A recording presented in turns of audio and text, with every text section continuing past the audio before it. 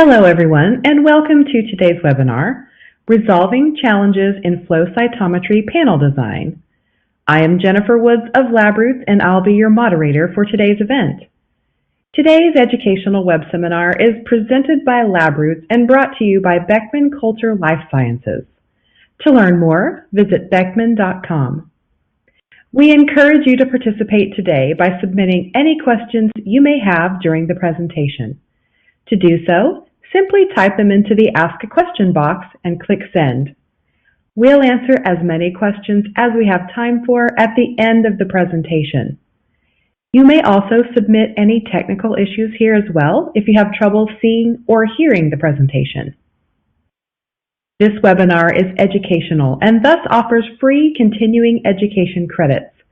Please click on the Continuing Education window at the bottom of your screen to obtain your credits.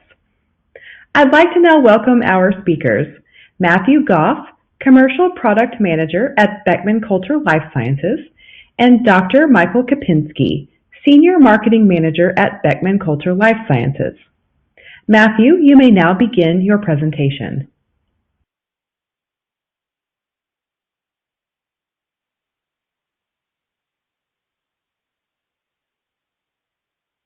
Yeah, thanks for the kind introduction.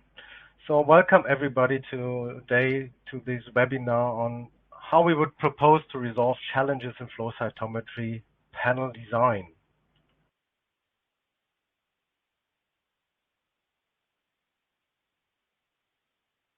So in order to address these challenges, it makes sense to think about the antigens first.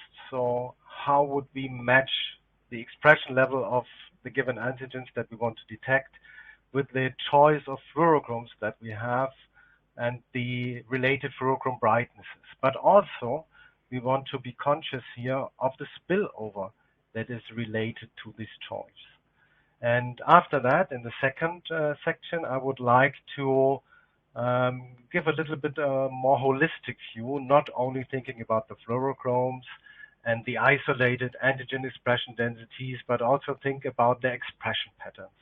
So what is the biology that is underlying this, and how would this combined view on biology, fluorochrome emissions, and light detection would help us to understand how data spreading could occur and how we could avoid data spreading.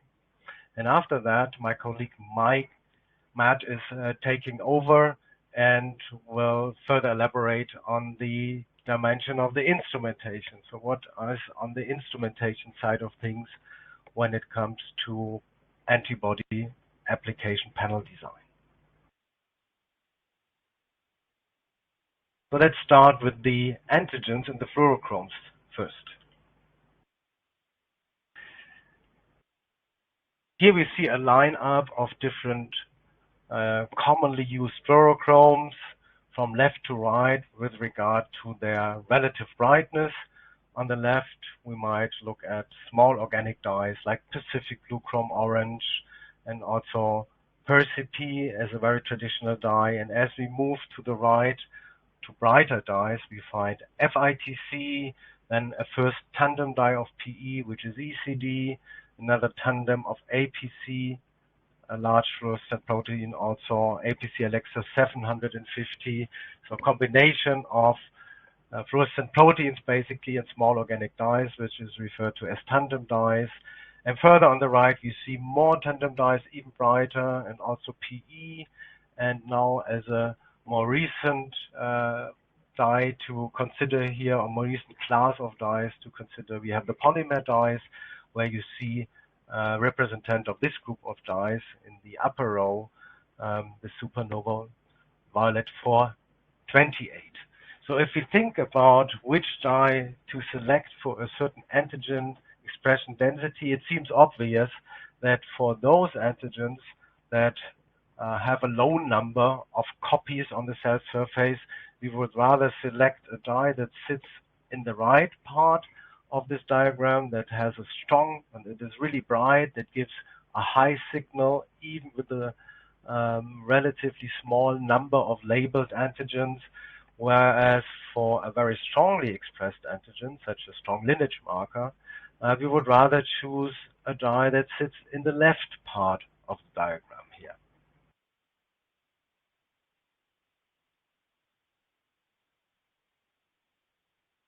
But when we think of the expression density of a dye, of a certain antigen, we should also consider the characteristics of this expression.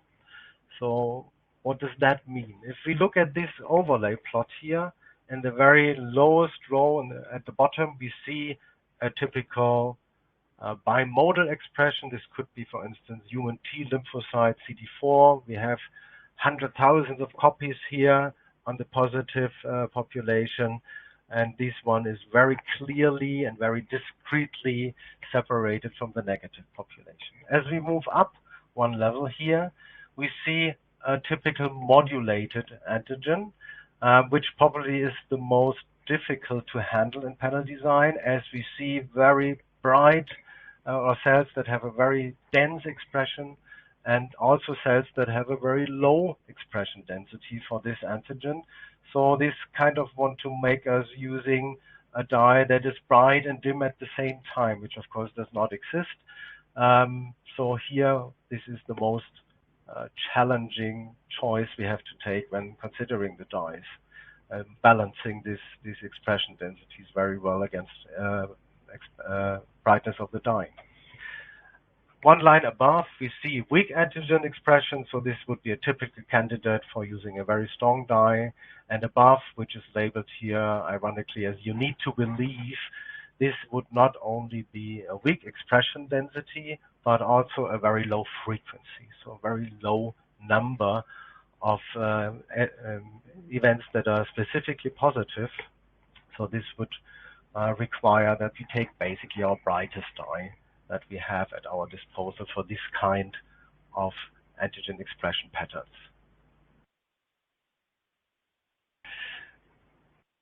But once we have made a selection, we should also think a little bit beyond this just single signal that we might obtain, as with this single signal, and specifically with very bright signals, we will see that there's spillover associated into other parts of the spectrum, and this spillover will impact the resolution and effective separation for signals that we want to measure on these other detectors in these other spectral ranges. How could this be understood and explained? I'm using here the Poisson distribution as a model for the detection of photons. And what we see on the left is as the curve moves on the right on the x-axis, the curve is also flattening, so it's getting broader. And this basically reflects the rule that as the number of true photons increases, which is shown by the probability function on the right, where we won't go into detail, but as this number is increasing, the probability that I exactly detect this number of true photons is decreasing. So this is basically the flattening of the curve. The detection device will not be able to distinguish between wanted photons from a certain emission from unwanted photons that are basically spill over into the same range of the spectrum. So it will only lump together these photons, and this will result in the fact that as more and more photons are detected, as we move more and more on to the right side of the x-axis here in the diagram on the left, the curve will flatten, the distribution will be broader, so the precision will be compromised. The more photons detected, which is the sum of a primary signal and the spillover, and the detector will not make a difference between those, the broader this distribution, this Poisson distribution will be. So this is basically the spreading that we are observing. How does this look in real life? So here's a CD4 stain on the left with a relatively dim organic dye, chrome orange. We see that the signal separation is not overwhelmingly bright, but very discrete and clear. We will be able to see what is a CD4 positive cell here and what is a CD4 negative cell. So it's just bright enough for what we want to achieve. On the right, we have a very strong dye, so PE, a fluorescent protein, very bright, labeled to the same antibody detecting CD4, and we get a much stronger separation, maybe 500 times as strong or 300 times as strong. However, still we can only distinguish between CD4 negative and positive, but we are compromising the resolution that we can obtain on a CD4 positive population in the 620/30 channel on the same laser. So we see there is a broadening of the distribution. We have a lot of spillover. This adds to the signal or the overall sum of photons that we are detecting in the y-axis or in the channel on the y-axis. And so we are compromising, or we are limiting the sensitivity that we can obtain on the CD4 positive population in such a range of the spectrum or in such a detector.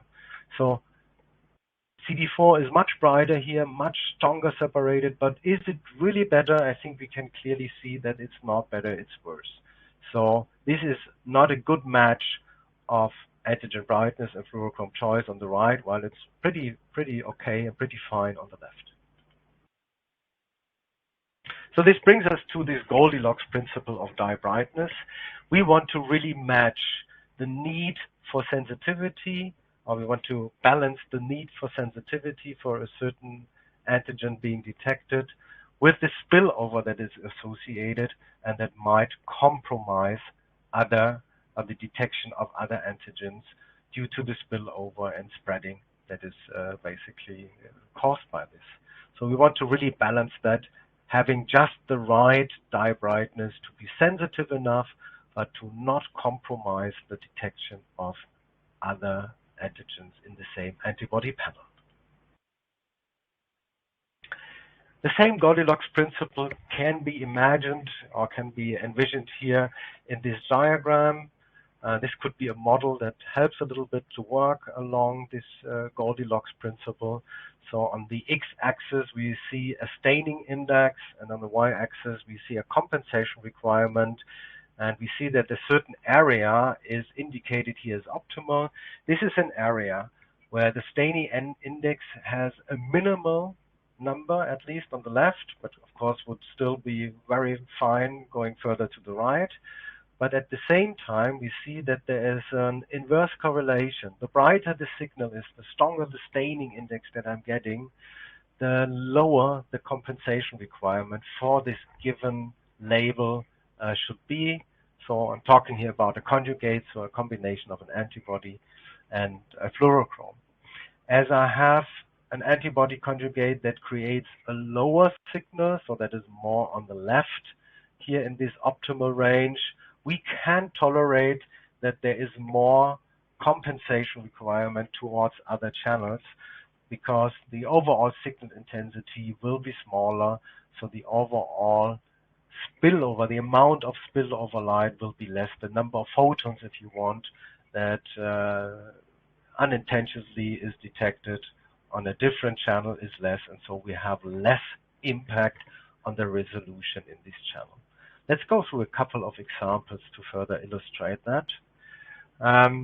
This is the model for a weakly expressed antigen. So typically we would be more on the left with our staining, of course, to be realistic. However, we don't want to be too much on the left so that the spillover from other fluorochrome signals could compromise our staining index, could compromise the distribution broadness of the background population, and we could have problems in separating this antigen.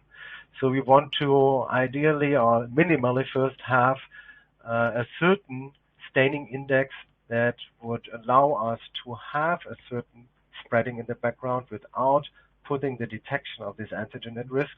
And ideally, of course, with maybe even higher staining index, we would find a conjugate, a dye selected for this antigen that causes less spillover. That's the ideal case, of course. If we go to a modulated antigen, which I already mentioned as probably the most difficult situation or the most difficult expression characteristic to manage, we want to make sure that we have a really bright dye here for this antigen, because we have to think also about these events on the cells that have a very low expression density. And of course, there will be, in this modulated case, also cells that have a very high expression density.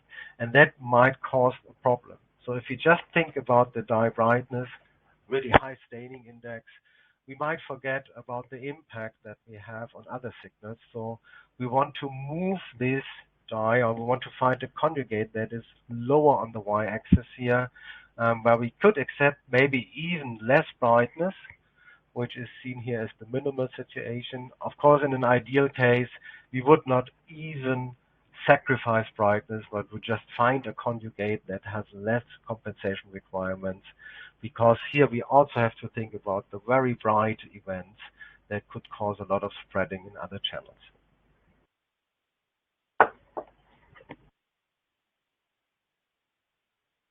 And finally, a gating marker here. So think of the CD4 again. Maybe think of the CD4PE that we have seen, very bright signal, but also we see that it's a little bit off the ideal area that we want. So we'll have a very bright signal with a lot of compensation requirement, and that compromises maybe the detection of other signals in our panel. So we want to make sure that we would have less compensation requirement, less spillover into other channels from such a very discretely separated antigen. And therefore, we can, to achieve this, we can sacrifice brightness a lot even. You see this button that still lies in the optimal range, more on the left. And of course, ideally, we would have the situation on the lower right, where we still have a very strong signal, but the fluorochrome creates very little spillover. And what we are going to have is a situation where, for the detection of this antigen, we can have even a very strong spreading background without compromising the identification of the positive cells here.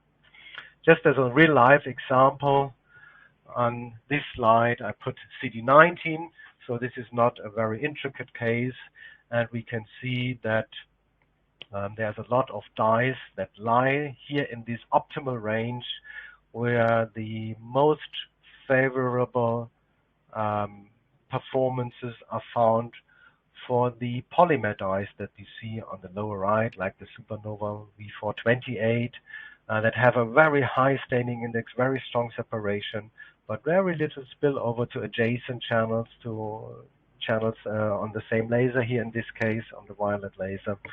And so we can use these channels for instance, CD19, while there could be a lot of background spreading in this channel from other markers without having any problems here in having a good separation. Okay, so this was about the fluorochromes and the antigen expression levels, and maybe not to forget also the spillover that is associated with this. Now I want to bring in also the biology, so the expression patterns. The expression patterns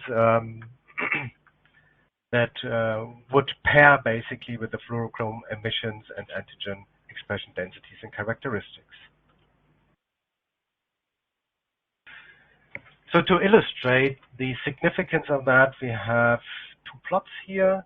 These are plots out of identical panels with regard to the specificities that were stained here. However, with the exception of just the CDX PC5.5 on the y-axis, the 9 other specificities have different dye labels on the left versus on the right, but still the group of dyes that we selected the labels from is also identical on the left and the right. So same specificities, same dye selections, but we have basically swapped the labels between the different specificities on the left in a different way than on the right, with the exception of just this CDX PC5.5. So the same antibody on the same sample with the same label on the left is able to detect this fragile population, while on the right it's basically completely lost. So there must be a great significance to the expression patterns, to what kind of signals I find on the respective cells here that I'm probing for this CDX-PC5.5 expression. So the sensitivity for this single antigen is really a function of all labels present on these cells. And the key to understand this is really to think about the biological expression patterns of the antigens. I put a couple of examples here. So yes, 6 different examples. This by no means is exhaustive. You see there's exclusion and that there is a co-expression with a modulated antigen or with discrete antigens. I just want to focus at this point in time only on those that are red in red and green frames, in order to illustrate the principle or the way of thinking a bit.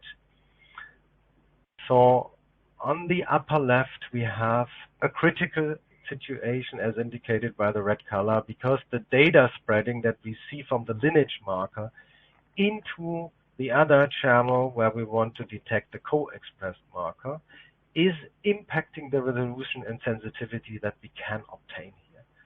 So this is a real bad choice regarding the fluorochrome for the lineage marker and for the co-expressed marker.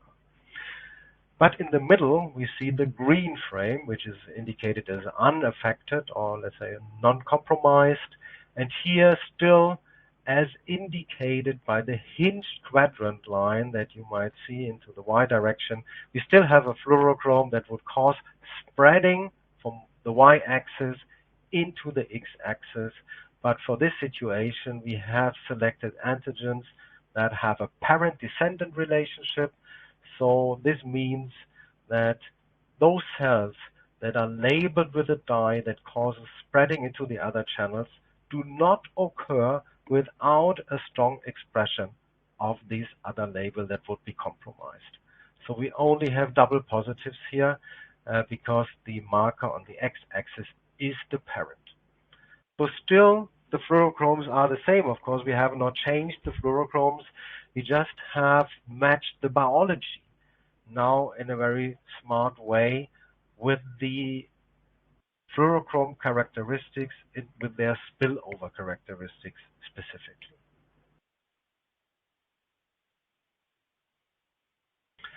So we can also put all these biological relationships into such an antigen tree.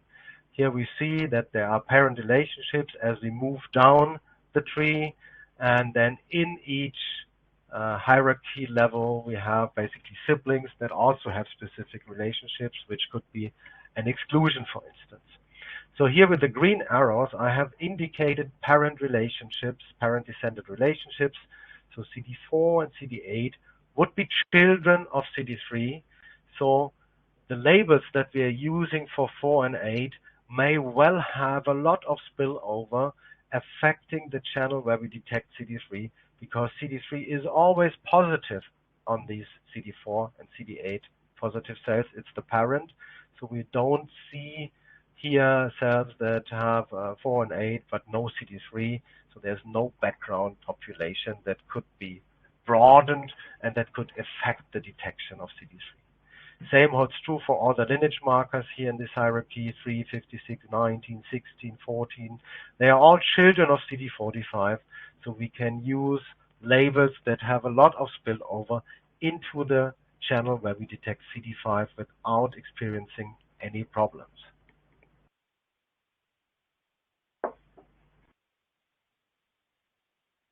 Different situation here. So for instance, in the same model, same hierarchy model that we have here, CD56 might be a marker whose co-expression I want to detect on CD3. So this would be the situation that we see on the right.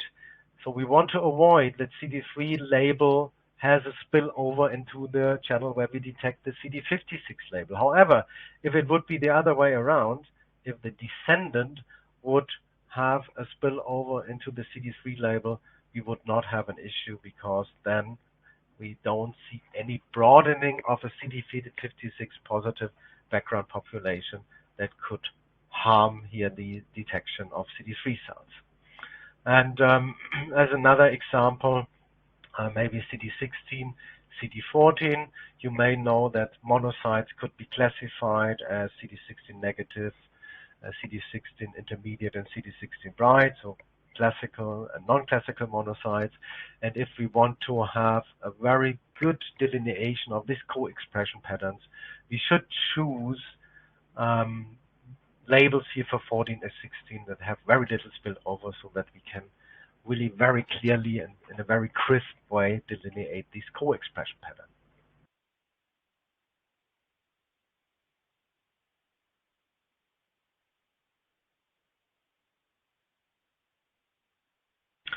Here we also, of course, have in this antigen tree, we have antigens that would not occur together on the same cell, so exclusion situation, which allows us to use labels that have mutual spillover.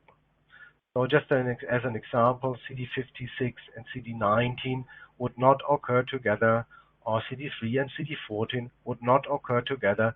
So we can afford a lot of spillover between the respective labels, as we would have a situation that is indicated here on the right in this stylized plot.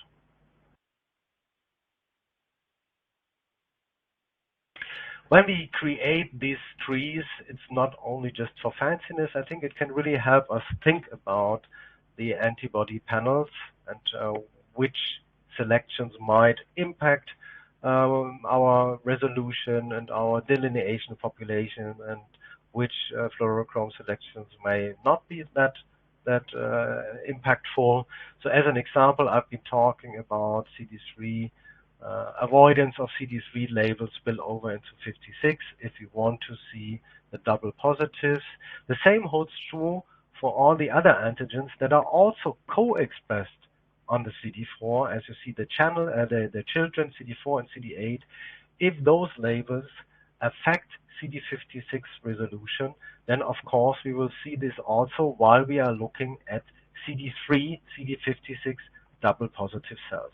So these relationships, the way the trees are built here, are really inherited, and so whatever holds true for the siblings at the same hierarchy level also is inherited to the children in the next line. So I think that's very powerful, so you could really understand that between certain branches, exclusions and co-expressions really help how to select the fluorochromes appropriately, so that you not run into surprises when you look at maybe here CD56, having not taken into account that the children of CD4 and CD8 are also expressed on CD3 and may impact 56 resolution. So finally, I want to add a couple of words on antibody stacking. Typically, you can stack antibodies that are not expressed on the same cell. However, you might have to make sure that these different differentiating or excluding cell populations are really identifiable. So just as an example, if you look into the T cell compartment, typically you will not find cells that do co-express a late differentiation marker and a marker that is rather on naive and central memory cells. So these would not occur together. However, you have no chance to delineate the T cells that are either positive for 57 or CCR7, so you never must throw them into the same channel, even if they would not occur on the same cell. Different case, for instance, as an example, B cell CD24 could be stacked on a T cell CD3 because we can delineate the B cells very clear cut by CD19, whereas CD3 will never be expressed on CD19 cells. So here we have the possibility to clearly identify the excluding population. That's a very important aspect of that. And this could allow us to stack antibodies in one channel. Why would you want to do this? Probably the most important reason is you maybe do not have a hardware with 18 channels or the possibility to detect 16, 18, 20 markers. Maybe you can do only 8. So you are forced to think about this stacking. And there's nothing bad about it. It's done properly. It could work very well. It's even used in some diagnostic applications today. And this is just another example here with antibody stacking, where I added also a yellow case. So you might stack, for instance, monocyte CD14 together with CD3 T cell. However, you must be clear about that you can only discriminate this by the different side scatter of, or the higher side scatter of monocytes versus the lower side scatter of CD3. So there is a certain risk associated with these kind of stackings.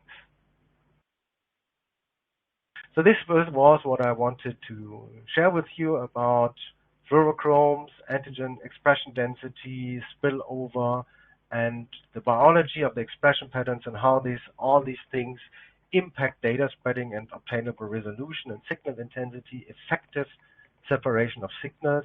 And now I would like to hand over to my colleague Matt, who's going to give you the angle of view with regard to instrumentation and the management of signals and light in the instrument.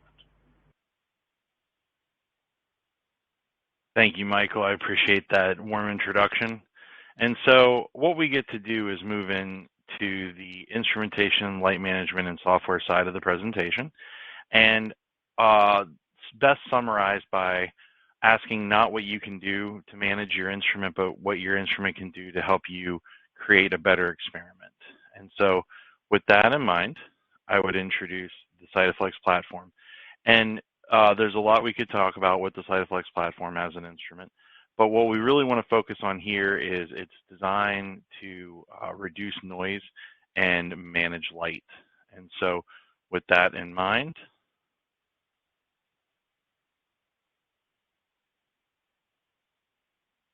we want to focus on some principles in this presentation, and I want the viewers to really walk away with two concepts. The first is that compensation does not cause data spreading, it only reveals it, and that measurement error is the root cause of data spreading. Compensation then is a calculation applied to measure data, and in effect is simply a computational correction of a physical arrangement of light. Compensation cannot improve data quality, and quality comes from optimized chemistry and instrument settings. What an instrument measures is predominantly influenced by the panel design that Michael's covered earlier in this presentation. How it measures light and the impact of the error in this process is the underlying contributor to data spreading. To this end, instrument detection improvements are really improvements in light management, which is what we decided we were going to focus on here in this part of the presentation.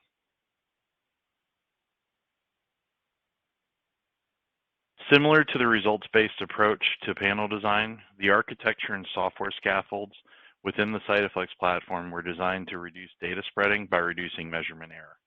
Starting with our detectors, avalanche photodiodes, or APDs, were chosen over PMTs, or photomultiplier tubes, due to their high quantum efficiency, highly consistent reproducibility, and the small area upon which detection is accomplished.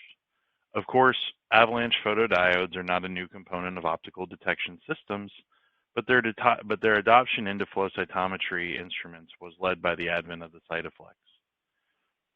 Moving over, optics are often divided into excitation and emission, and while we'll focus on the APD as a central feature of the detection optics, we would do a disservice to the instrument design not to mention the excitation optics. The focal piece in this system is the composite objective paired with the flow cell, which gives a high NA value while reducing optical noise by 10-fold versus legacy flow cytometry systems. Lastly, the way in which the data is digitized is a critical feature of a high-quality instrument. All electronic systems create noise without fail. What separates a modern system from a legacy system is the way in which that noise contribution is recognized and mitigated without affecting or adulterating signal quality.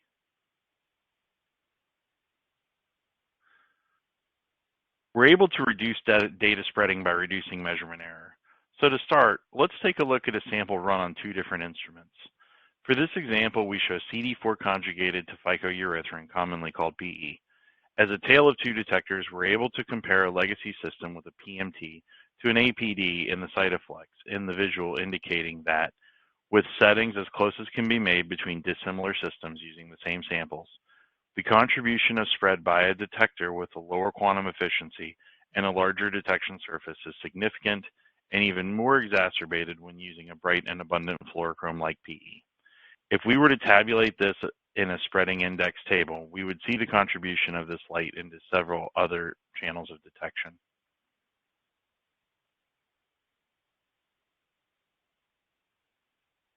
Going into more detail of the optic system, we see a few more major components. Notably, the integrated beam shaping paired to the flow cell is a part of the composite objective structure. Following this carefully crafted excitation, the emission detection system ahead of the APD relies on a novel WDM, or wavelength division multiplexer. This technology was borrowed from the best-in-class optical design in the telecom industry.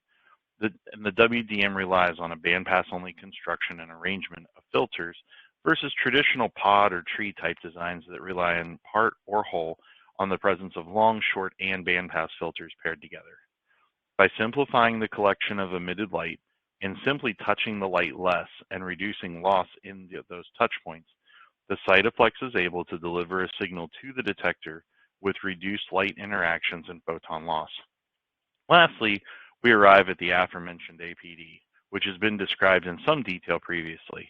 Here we would highlight the higher than 80% quantum efficiency and active electronic noise management apparatus embedded in the CytoFLEX as a further method of noise reduction and thus signal enhancement.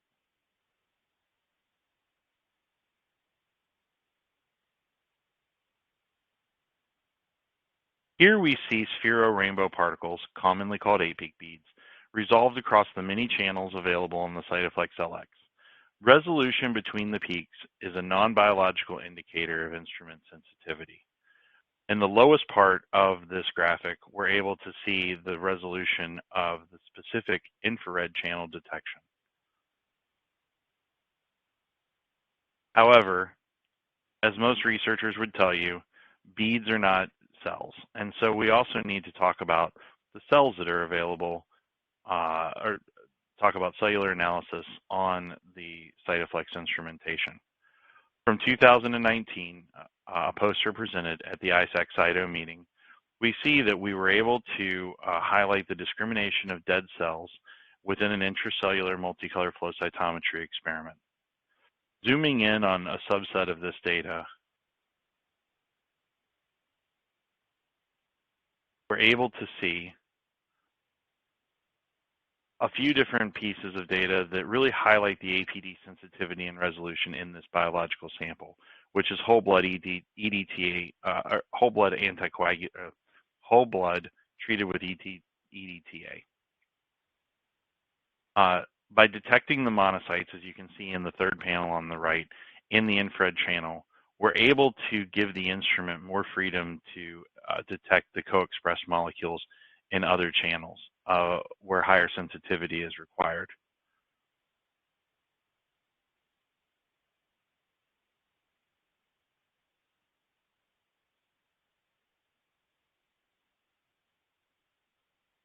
Because of the reproducible semiconductor construction found in the APD, we're able to take advantage of an inherent linearity that can be calibrated to display a linear response to varied MFIs, or mean fluorescent intensities.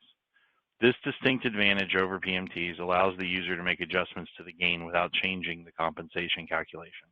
And we're going to dive into this now so that you can see how a user would take advantage of this system within the CytExpert software on the CytoFLEX platform.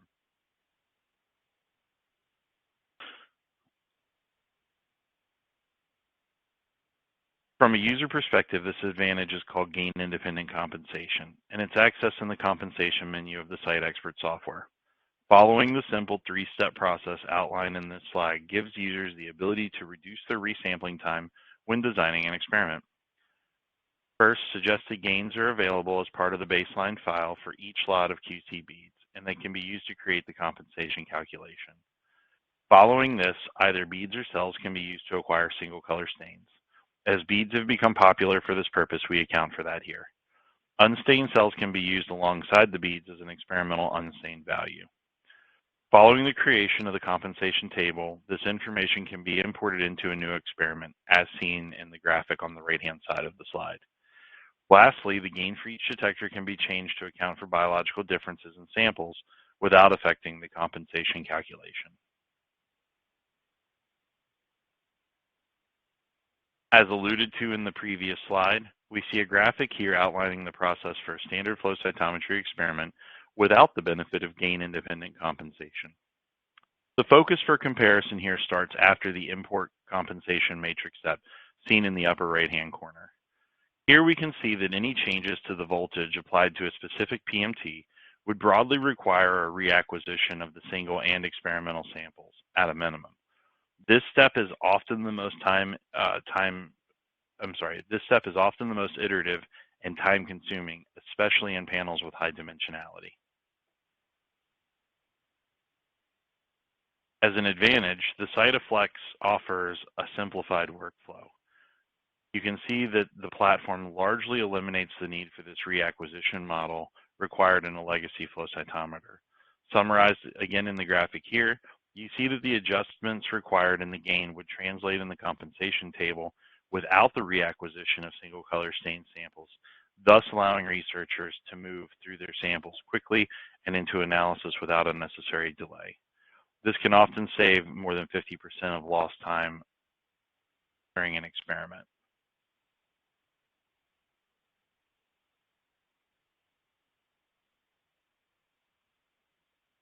To summarize the CytoFLEX platform offerings, we see that an instrument with exquisite sensitivity, the ability to detect small particles for analysis in a benchtop platform, an extensive set of repositionable bandpass filters that can be moved to suit different experimental needs, the ability to upgrade a system by activating additional detection channels, and intuitive software that's meant to facilitate multicolor analysis, highlighted by the gain-independent compensation.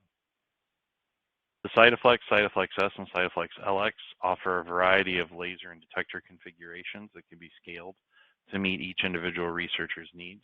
And we take a moment here to highlight the newest member of the family, the CytoFLEX SRT, offering up to 4 lasers in 15 colors and available to users who want to experience the same analytical model that they've gotten in the CytExpert and CytoFLEX platform, only in a sorter so that they can make their cells available for downstream analysis and processing.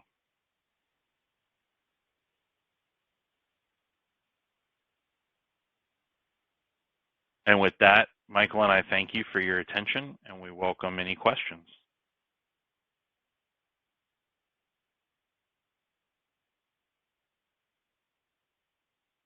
Thank you, Michael and Matthew, for your informative presentation. We will now start the live Q&A portion of the webinar. If you have a question you would like to ask, please do so now. Just click on the Ask a Question box located on the far left of your screen. We'll answer as many of your questions as we have time for. Let's get started. Our first question is, how do I figure out the surface expression of antigens, weak versus modulated versus dense bimodal, when designing an antibody panel? Yeah, maybe, here's Michael, maybe I can take this one. Well, one thing is, there is meanwhile a couple of publications out that really try to assess the number of copies, so the expression density of certain antigens on various types of cells. However, I really have to say, I prefer really to do something very simple. I just visit the websites of vendors and look at the PE staining of this antigen, how it looks like. This typically gives me a very good impression with a very bright dye. What is basically the shape of the staining? Is it really a modulated staining? Is it a bimodal staining or rather dim staining? And from this real data, which from my point of view has the advantage over counting the copies of certain molecules on the cell surface, gives me the impression what I'm looking for, the real staining pattern that I want to manage and that I want to deal with. So this would be just my way to do it. Thank you, Michael. The next question we have, you mentioned the Goldilocks principle of dye brightness. Could you name the best dyes to use in case bright emission and low spillover at the same time is needed, as you indicated for modulated markers? Yes, the modulated markers are the most difficult to manage because on the one hand we have very bright signals, on the other hand we have a portion of cells that will have a very low expression density, and specifically also for those we not only want to have a bright dye but also a range of the spectrum, a channel where we are pretty clean from spillover from other dyes. So thinking about these three criteria, I would say the top channel from my point of view is really the Supernova 428, Brilliant Violet 421, Super Bright. There's a couple of different makes here that are non-tandem violet dyes, violet polymers that really deliver great brightness, that are working on a very clean part of the spectrum with hardly any spillover, and also are very modest with regard to their spillover to other channels. So that would be my number one. The second one would be the APC for me. If you work with non-tandem dyes like Alexa Fluor 700, Alexa Fluor 750 on the red laser, you get a very clean channel. Typically, you don't see spillover from other dyes a lot, and this depends on the full panel design. But APC also is one of the candidates that typically allows for good assessment of the modulated dyes. And finally, PE also is a good candidate, where PE still might have certain tandem dye leakage spillover, maybe not so clean as the others. Thank you, Michael. I believe our next question is for Matthew. When was the SRT launched, and how many are in use at this time? Hey, that's a great question. The SRT was launched earlier this year in March of 2021, and I don't have the number offhand, but we've had a growing amount of interest in the SRT, especially from our existing CytoFLEX community, but also from a number of people that are looking for a benchtop sorting solution with a very straightforward, software interface and a high degree of usability. Thank you, Matthew. Our next question here. So this person asks, when to do compensation using cells or beads? Which one is the first choice? Because there's quite a difference in the result when using cells or beads. Maybe I can take this one. This is really there are different opinions on that. I personally rather follow the opinion that using cells, if possible, so possible means there is a sufficient frequency of cells that express a certain antibody that you would stain for compensation, and also the intensity of the staining allows for good separation from background. If these two prerequisites are provided, then I would prefer cellular staining because it gives the authentic background, the authentic autofluorescence. But on the other hand, you can also argue, well, the bead staining is much more standardizable than using a sample of some donor and ex vivo material, which of course can differ between donors. So there are two opinions. I think both are correct somehow. Both have their place. All right, thank you again, Michael. The next question is for Matthew. I believe we can combine a few here. So the question is, what software analysis packages do you recommend for CytoFLEX data analysis once data is transferred to a separate computer post-acquisition? Do these packages run on both Mac and PC computers? And the next question, do you want me to ask it too? Yeah, go for it. How do the data analysis software like FlowJo affected by ADPs and PMT? All right, both of these questions are really good. So the CytoFLEX creates the standard FCS file that's pretty much the industry norm across the board for flow cytometers. It should work on your flow cytometry analysis software of choice. Of course, at Beckman, we do offer Kaluza as one of our software analysis packages, and we are also proud to offer the cloud-based Cytobank product for dimensional analysis and visualization reduction.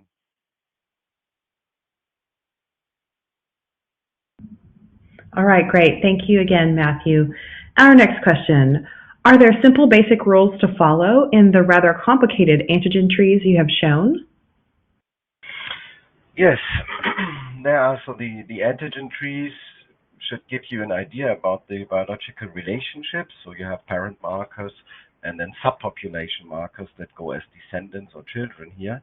I think that if you put this in this type of tree, the most basic rules would be if you go up the tree, please, you can tolerate spillover, but please avoid spillover as you go down the tree, as you go from parents to descendants. And I think maybe a second rule that is helpful if you are in just one hierarchy in the tree. So if you have siblings, if you want, avoid spillover unless you know that these siblings do exclude, like in case of CD19 and CD56, for instance. I think these two rules nearly cover it all already. Thank you, Michael. The next question here is from Matthew again.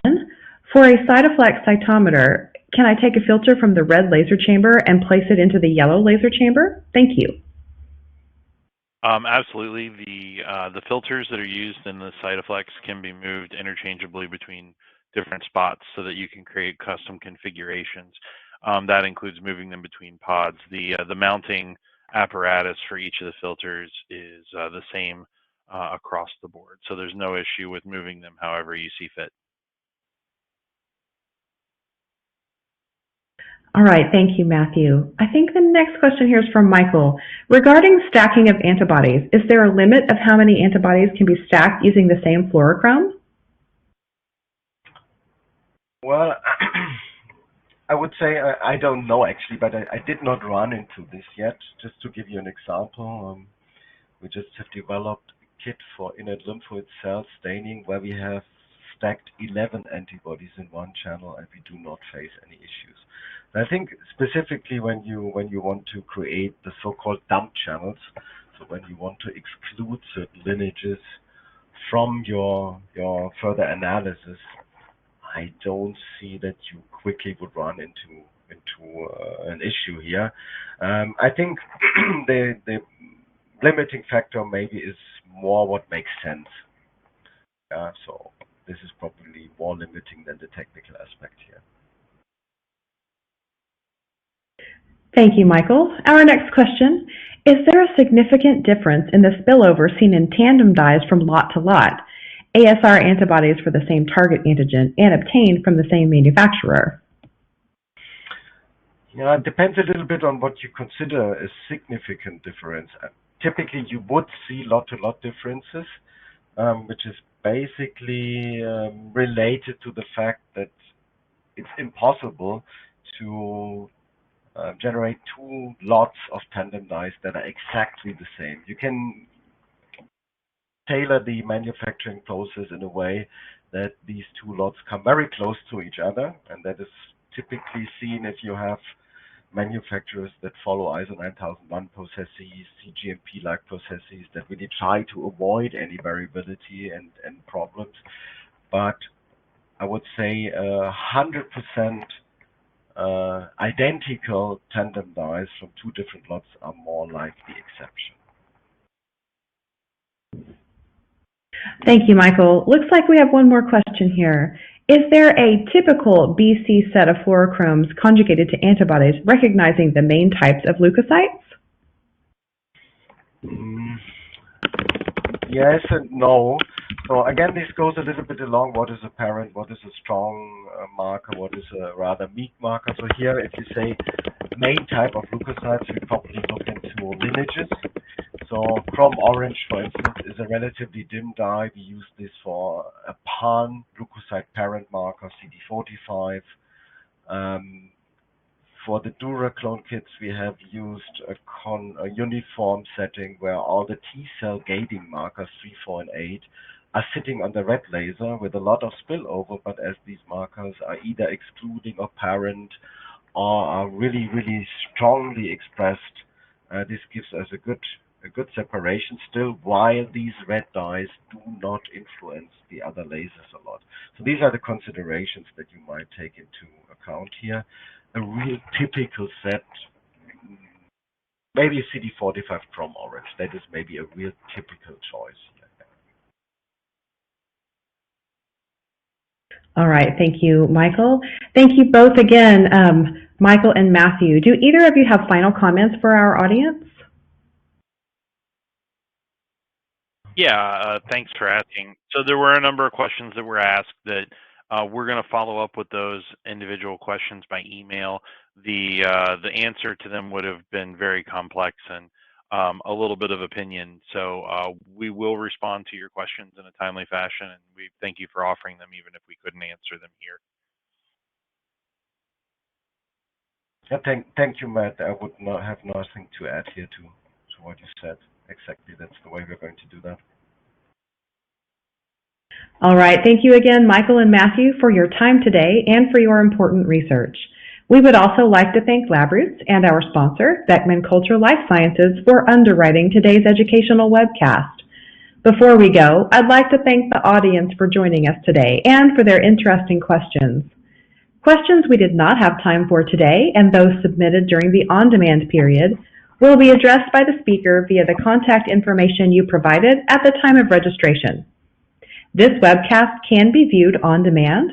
LabRoots will alert you via email when it's available for replay. We encourage you to share that email with your colleagues who may have missed today's live event. Until next time, goodbye.